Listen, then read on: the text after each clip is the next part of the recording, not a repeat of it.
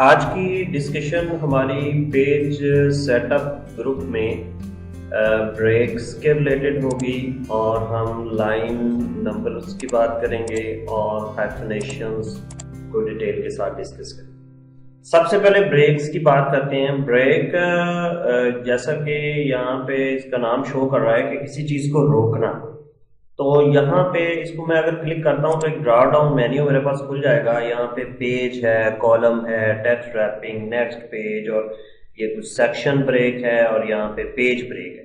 ये दो किस्म के जो हैं इसमें पोर्शन बने हुए हैं। इन दोनों का अभी हम बारी बारी डिस्कस करेंगे। सबसे पहले पेज ब्रेक की बात करते हैं। पेज ब्रेक असल में यूं है कि पेज को ब्रेक लगा देना, कि पेज रोक देना, कि यहाँ पे रुक जाए, बाकी सब कुछ आगे चला जाए। तो इसको मैं आपको करके दिखाता हूं ये कैसे लगेगा। ये मेरे पास एक डॉक्यूमेंट बना हुआ है, इसको मैं थोड़ा सा जूम करता हूं। तो ये आप जरा नोट डाउन करें। अगर आप चाहते हैं कि आप इस जगह पर बैठे हुए हैं, ये रेड टेक्स्ट के नीचे नीचे जो है ना पेज खत्म हो जाए और ये सारा टेक्स्ट जो है अगले पेज पर चला जाए, तो आपको यहाँ पे पेज ब्रेक लगानी पड़ेगी। आप अपना टेक्स्ट वहां पे रखें जहां से आप ब्रेक लगाना चाह रहे हैं। देखिए जी, मेरा यहाँ पे टेक्स्ट पड़ा हुआ है, मैं यहाँ पे ब्रेक पे क्लिक करता हूं और यहाँ पे पेज ब्रेक लगा दूं। जैसे ही मैं यहाँ पे क्लिक करूंगा, आपका सारा डॉक्यूमेंट जो रेड वाला ये देखे पोर्शन, वो सारा अगले पेज पे चला गया और यहाँ पर ब्रेक लग गई। Is it okay? अब पेज ब्रेक देखने के लिए पेज ब्रेक लगी है कि नहीं, आप होम टैब में आपने यहाँ पे show hide non printing characters जो है इसको आपने क्लिक कर देना। देखिए यहाँ पे लिखा हुआ है ना पेज ब्रेक, कि यहाँ पे पेज ब्रेक हुआ हुआ है। Is it okay? इसको मैं थोड़ा सा जूम इन करता हूं तो यहाँ पे आपको ये पेज ब्रेक ये नजर आ रहा है। Is it okay? तो ये था पेज ब्रेक। मैं कंट्रोल Z करके वापस उसी प्लेस पे आता हूं। नहीं जी, मेरी ब्रेक खत्म हो गई। अच्छा जी, अब इसी तरह हमारे पास उसके बाद है कॉलम ब्रेक। कॉलम ब्रेक क्या करता है कि ये कॉलम को ब्रेक लगाएगा। फॉर एग्जांपल हमारे पास यहाँ पे ये दो कॉलम बने हुए, एक कॉलम ये है, एक कॉलम ये है। अब इसने करना क्या है, जहां पे आप चाहते हैं कि ब्रेक लग जाए, जहां पे आप चाहते हैं ब्रेक लग जाए कॉलम को, वहां पे आपने अपना कर्सर रख लेना। अब ये करेगा क्या कि जहां पे आपका कर्सर होगा उससे जो ऊपर वाला टेक्स्ट है ये वाला, वो अगले कॉलम में डाल देगा। Is it okay? वो क्या किस में करेगा, अगले कॉलम में डाल देगा और यहाँ पे इस कॉलम को ब्रेक लगा देगा। यानी ये जो है ये आपका कॉलम रहेगा यहाँ पे, ठीक है, और ये जो कॉलम है ये वाला, ये जो आपका टेक्स्ट है ये आगे चला जाएगा। चले ये देखते हैं हम। यहाँ पे क्लिक करें और यहाँ पे कॉलम ब्रेक पे क्लिक कर दें। देखें जी, आपका ये जो रेड वाला टेक्स्ट था, जो फॉलोइंग ऊपर वाला टेक्स्ट था कॉलम के, वो सारा आगे आ गया और यहाँ पे आपके कॉलम की एक ब्रेक लग गई। Is it okay? तो ये है कॉलम ब्रेक। क्या है? Column break. अच्छा, अब हम सेक्शन ब्रेक की बात करेंगे कि सेक्शन ब्रेक क्या होती है। देखिए, सबसे पहले तो मैं आपको इसका कॉन्सेप्ट समझाता हूं कि सेक्शन असल में है क्या। जब आप अपने डाटा को चैप्टर्स की सूरत में मैनेज कर रहे हो, यानी आप चाह रहे हैं पहला चैप्टर, दूसरा चैप्टर, तीसरा चैप्टर, और एक ही फाइल में वो सारे चैप्टर आपने बनाए हो। आपके कुछ नोट्स हो सकते हैं, कुछ बुक आप अगर राइट कर रहे हैं तो वो हो सकती है, किसी किस्म का भी डॉक्यूमेंट हो सकता है। तो जब आप चैप्टर्स की सूरत में डाटा मैनेज करेंगे तो उस सूरत में जरूरत पड़ेगी कि आप हर चैप्टर के लिए अलहदा पेज नंबर लगाएं, हर चैप्टर के लिए अलहदा हेडर एंड फुटर लगाएं। तो वो उसी सूरत में पॉसिबल होगा जब आप सेक्शन ब्रेक लगाएंगे। ठीक है, इसमें हम डॉक्यूमेंट्स को सेक्शन में तब्दील कर देते हैं, यानी पहले चैप्टर वाले को पहला सेक्शन, दूसरे चैप्टर वाले को दूसरा सेक्शन, तीसरे चैप्टर वाले को तीसरा सेक्शन। तो जब आप सेक्शंस की सूरत में डाटा को मैनेज करेंगे तो उसमें क्या होगा, उसमें आप हर सेक्शन के लिए पेज नंबर, लाइन नंबर और हेडर और फुटर अलग अलग लगा सकेंगे। जी, अब हम सेक्शन ब्रेक लगाते हैं। सबसे पहले मैं ये जो मौजूदा टेक्स्ट है इसको कंट्रोल A करके डिलीट की प्रेस करता हूं ताकि ये डिलीट हो जाए। उसके बाद कुछ टेक्स्ट मैंने कॉपी किया, उसको मैं पेस्ट कर देता हूँ। ये देखें जी, मेरे पास एक डॉक्यूमेंट अब आ गया है। इसमें 2 चैप्टर्स हैं। चैप्टर 1, मैं इसको जूम आउट करता हूं तो ये देखें, ये चैप्टर 1 है और यहाँ पे मेरा चैप्टर 2 है। ठीक है, ये चैप्टर 1 है और ये चैप्टर 2 है। मैं इसको जूम इन करके जरा चैप्टर को थोड़ा सा बड़ा कर देता हूँ ताकि आपको ये अच्छे तरीके से नजर आ जाए।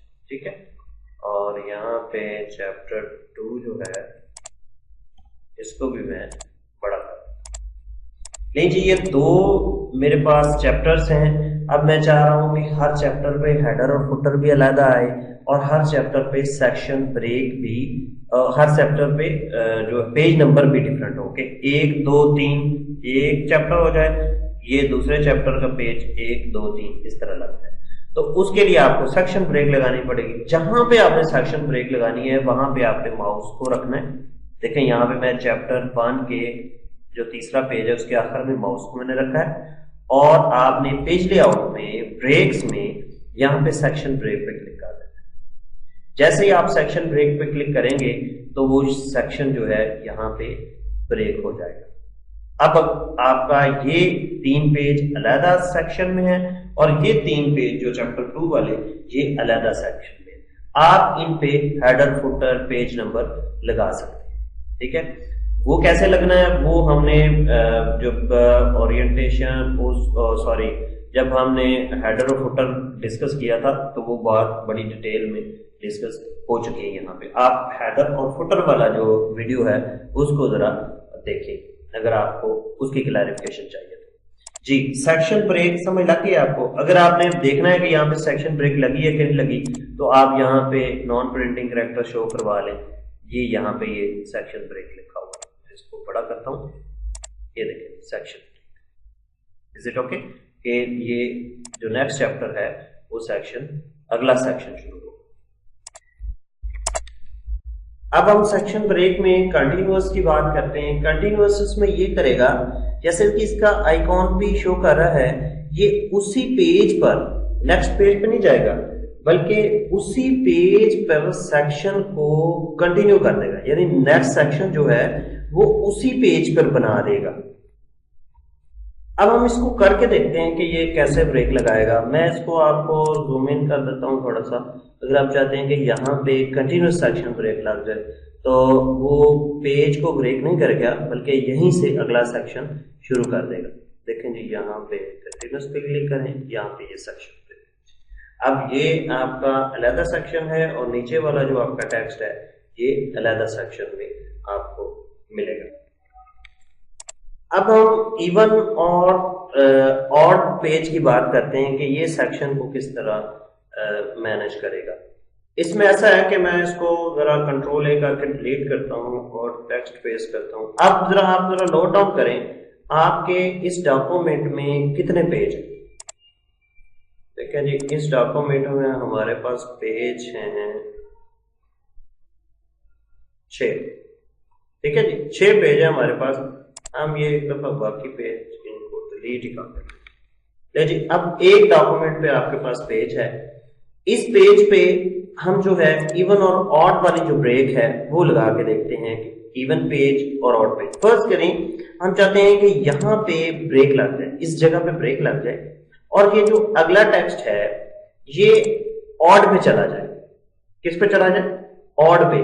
ऑड पे क्या करेगा ये, अब पेज के अंदर आपके पूरे डॉक्यूमेंट के अंदर 2 पेज हो जाएंगे। एक पेज 1 हो जाएगा और एक पेज 3 हो जाएगा। 2 पेज हो जाएंगे। ब्रेक जब वो सेक्शन ब्रेक लगाएगा तो अगला जो टेक्स्ट जिस पेज में डालेगा वो 3 नंबर पेज में डालेगा। एक्चुअल में डॉक्यूमेंट में 2 पेज होंगे, सिर्फ नंबरिंग का फर्क होगा। ठीक है जी, चले जी, मैं यहाँ पे लगाता हूं ब्रेक और यहाँ पे हम ऑड पेज कर देते हैं। देखें जी, अब आपके डॉक्यूमेंट में 2 पेज है, एक ये है और एक ये है, लेकिन ये पेज नंबर 1 है। आप जरा ये देखें, पेज 1 of 3। और अगर मैं इस पे क्लिक करता हूं, अब देखें जरा, पेज 3 of 3, यानी ये तीसरा पेज है और ये पहला पेज है, दूसरा पेज नहीं है, क्योंकि हमने इस पे ऑड पेज ब्रेक लगाई हुई है, section break, odd section break लगाई हुई है।